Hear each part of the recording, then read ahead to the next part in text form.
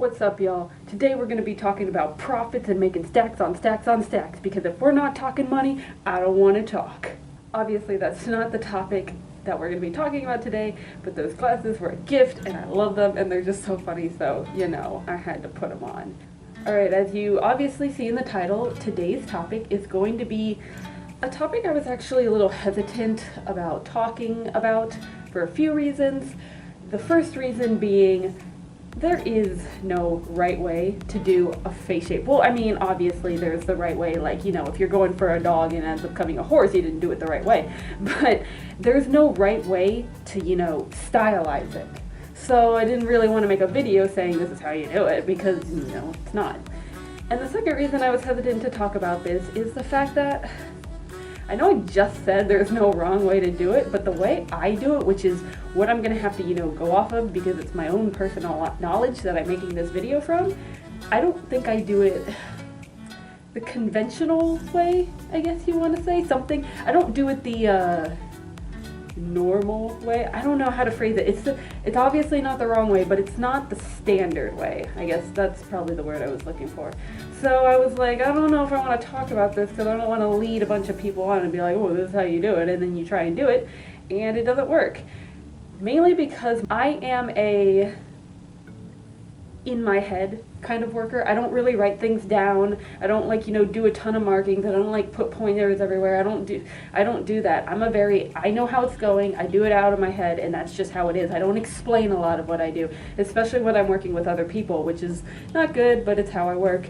And so because of that, I didn't want to give advice that would be hard to, you know, work with, because again, I'm not very good at explaining what I do. I just kind of do it. But I've seen a few comments about this topic, and it is something that is fairly good to go over, since it can be daunting, it can be challenging, and it's one of those things where, once again, you have to keep working at it to get it right, quote unquote. So yeah, I figured, you know what the hey, I'll talk about it, because it's probably something I would have wanted to know about too when I was, you know, first time maker. So I'm going to go over three things, I guess.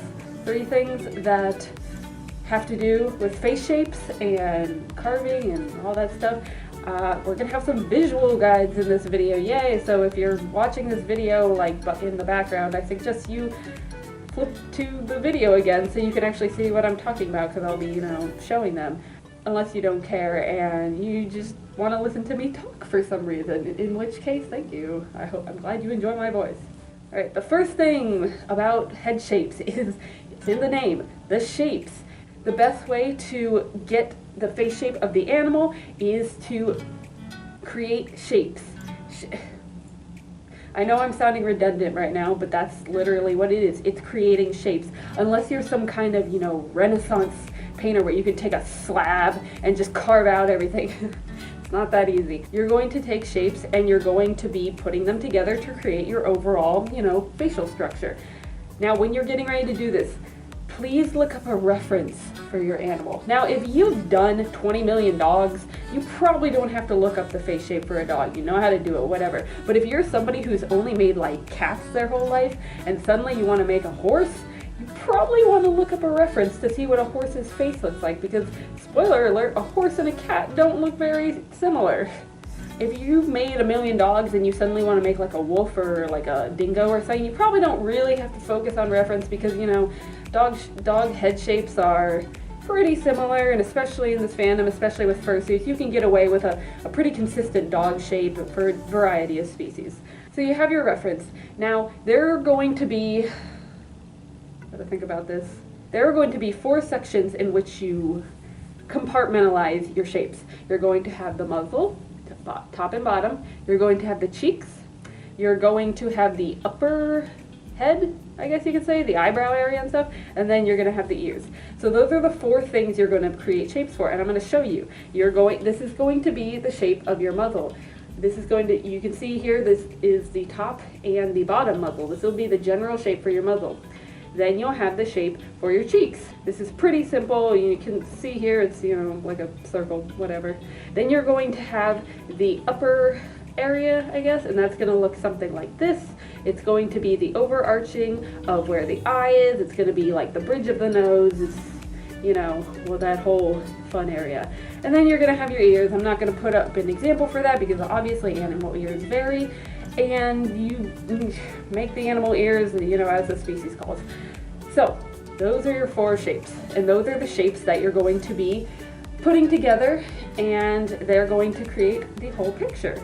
And of course, those shapes vary.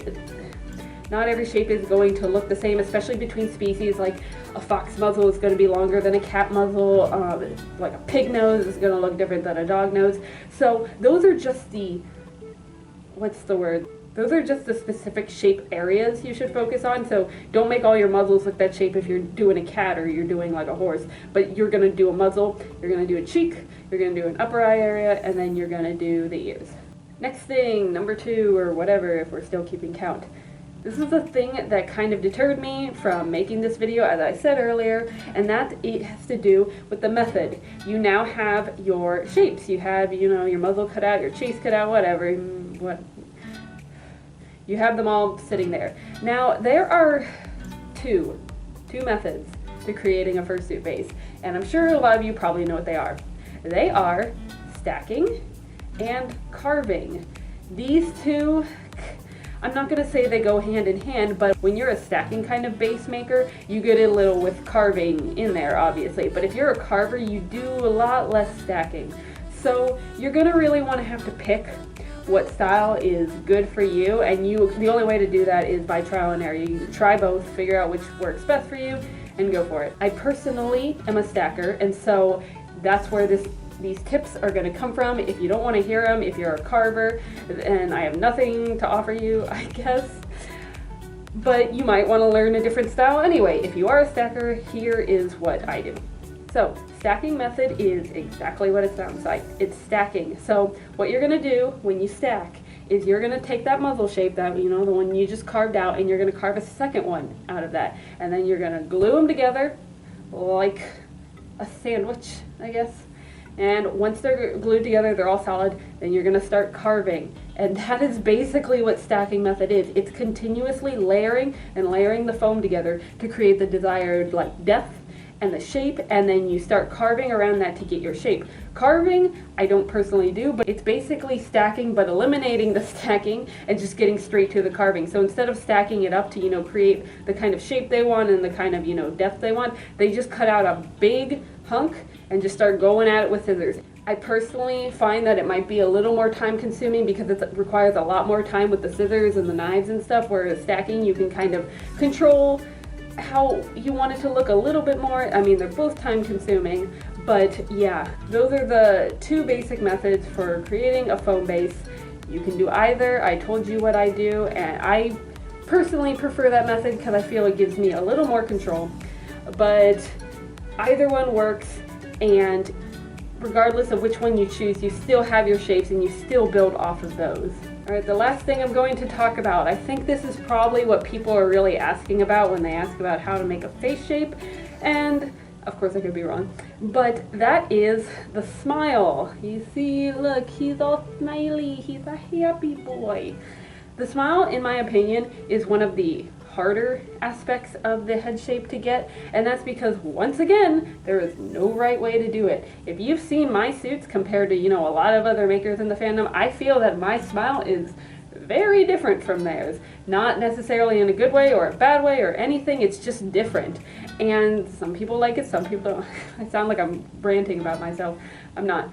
Point is, the smile is hard because it's so different. There's no one right way to do it. So that's going to make this tip a little hard. So I'm going to default to showing you what the standard happy smile shape looks like. And it looks like this. This is the standard shape that a lot of suit makers will use to create the smile. Now when they take this shape, what they'll do is, once you have the cheek down, they'll overlay it on the cheek and kind of lock it in with the side of the muzzle. And if you've carved your muzzle right, if you've carved your muzzle going up a little way, that overlay of the foam will create a little crease. It will be bigger than the underside, I guess. and it will create the smile. I do use that shape, but I have created my own version of that shape, I guess you want to say. I also overlay other pieces of foam onto it to create the shape that I have here. So once again, I do it my own way, but there's nothing wrong with that. And there's nothing wrong with using the shape and, sprucing it up to whatever you want. But I just wanted to let you know what that shape looks like, because as a first time maker, I had no idea. I didn't know how they made the smile. Some people don't even use that shape either. They kind of just, make the mouth keep going and they'll get a smile that way. There's so many ways to do it. But if you're having trouble, I highly suggest taking that basic shape right here again, and like I just said, overlaying it on the cheek and locking it up with the muzzle, and you'll get the beginnings of a smile kind of thing. If you have not been having luck with other techniques, or if you didn't know where to start, and once you have it down there, you can also look at it and be like, hey, okay, so now I gotta cut this out, or I gotta add more here, or whatever. You can go from there. So yeah, that's the smile. And that's all the tips I have for you on the head shape for right now. I hope this video is long. I can never tell if these videos are going to be long or short, but I hope you learned something, and if you already knew everything I talked about, I hope you were laughing at me the whole time. I'm happy for you. Anyways, that is it. Until next time, as always, leave the comments. I love seeing what you guys have to say, and I love seeing your suggestions, and I'm excited to make more videos when I have the time, because once again, I am a student and school is cool, and that's why I'm staying in school. So until next time, bye.